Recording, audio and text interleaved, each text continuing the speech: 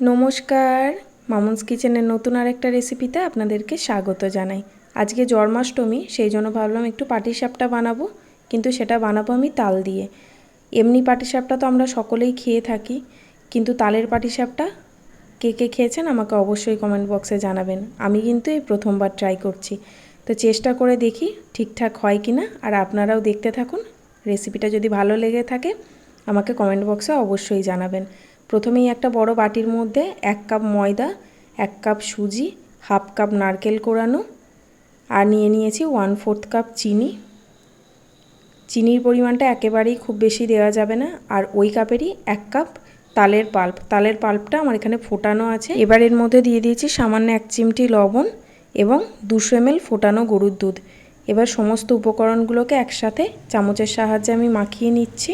খুব ভালো করে আমি ব্যাটারটাকে গুলে নেব, যেন কোনো রকম দলা পাকিয়ে না থাকে, সেটা খেয়াল রাখতে হবে।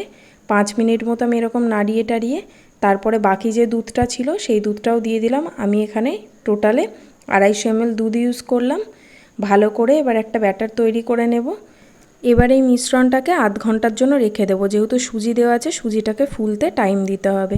তো চলুন এবার পাটিসাপটার পুরটা তৈরি করে নিই। পুর তৈরি করার জন্য আমি একটা ফ্রাইং প্যানের মধ্যে হাফ কাপ সুজি দিয়ে দিয়েছি। সুজিটাকে ভালো করে একটু নাড়াচাড়া করে কালারটা চেঞ্জ হওয়া অবধি অপেক্ষা করেছি। তারপরে দিয়ে দিয়েছি 1.5 কাপ নারকেল কোড়ানো। নারকেল কোড়ানোটা একটু বেশি করেই দিতে হবে, যেহেতু পুর হবে, পুরটা নারকেল দিলে খেতে বেশি ভালো হবে। এবার দিয়ে দিলাম 1 কাপ তালের পাল্প। তালের পাল্পটা দিয়ে খুব ভালো করে নারকেল এবং সুজির সাথে মিশিয়ে নিতে হবে। এতে একটা নারকেল, সুজি আর তালের পাল্প মেশানোর ভালো গন্ধ বেরোবে। এবার এর মধ্যে দিয়ে দিলাম 1 কাপ দুধ। দুধটা দিয়ে বেশ কিছুক্ষণ এটাকে নাড়াচাড়া করে নিতে হবে। আমার ওই 7-8 মিনিট মতো সময় লেগেছে, তাতে সুজিটা অনেকটাই ফুলে আসবে। এবার দিয়ে দিলাম গুড়। মিষ্টিটা আপনারা যেমন খেতে পছন্দ করেন সেরকম গুড় দেবেন। আমি এখানে বড় চামচের 1 চামচ গুড় দিয়েছি। আপনারা গুড়ের জায়গায় চিনিও দিতে পারেন, তবে আমি এখানে সামান্য একটু চিনিও পরে ইউজ করব। গুড়টা দিয়ে আবারও কিছুক্ষণ নাড়াচাড়া করে নেব। এবার দিয়ে দিলাম একটা এলাচ, যেটাকে আমি ফাটিয়ে দিয়ে দিলাম। আর দিয়ে দিচ্ছি ছোট্ট চামচের 3 থেকে 4 চামচ চিনি। আপনারা পুরোটা চিনি বা পুরোটা গুড় দিয়েও করতে পারেন। ভালো করে আবারও নাড়াচাড়া করে নেব। এখন দেখুন পুরটা পুরো ফ্রাইং প্যান থেকে ছেড়ে আসছে, এতটুকুও লেগে থাকছে না, তার মানে আমাদের পুরটা তৈরি হয়ে গেছে। এবার ব্যাটারটা দেখি, ব্যাটারটাও একদম পুরো ফুলে গেছে, সুজিটা একদম নরম হয়ে গেছে। এবার এর মধ্যে দিয়ে দিচ্ছি হাফ কাপের থেকেও সামান্য একটু কম জল।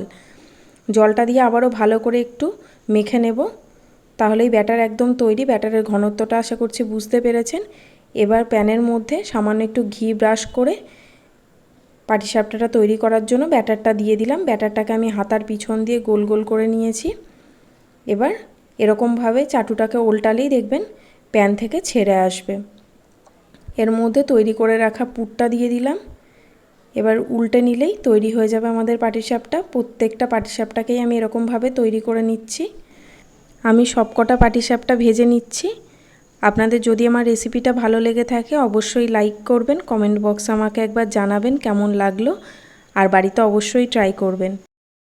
আর আমার চ্যানেলে যদি আপনি নতুন হয়ে থাকেন চ্যানেলটাকে অবশ্যই সাবস্ক্রাইব করে পাশে থাকা বেল আইকনটা প্রেস করে দেবেন, তাহলে আমি নতুন কোনো ভিডিও আপলোড করলে আপনাদের কাছে কিন্তু খুব সহজে নোটিফিকেশান পৌঁছে যাবে। আমার চ্যানেলে তালের বিভিন্ন রকম রেসিপি, আরও অন্যান্য সুন্দর সুন্দর রেসিপি আপলোড করা আছে। যদি ভালো লাগে তাহলে গিয়ে অবশ্যই সেগুলো একবার চেক করবেন। আর মামুনস কিচেন নামে ফেসবুকে আমার একটা পেজ আছে, সেটাকেও চাইলে ফলো করে দিতে পারেন। তো দেখুন সব পাটিসাপটাগুলো আমার ভাজা হয়ে গেছে, দেখতে কত সুন্দর হয়েছে। আপনারা অবশ্যই বাড়িতে তৈরি করুন। আর দেখা হবে নতুন কোনো রেসিপি নিয়ে। আজকের মতো এই পর্যন্তই।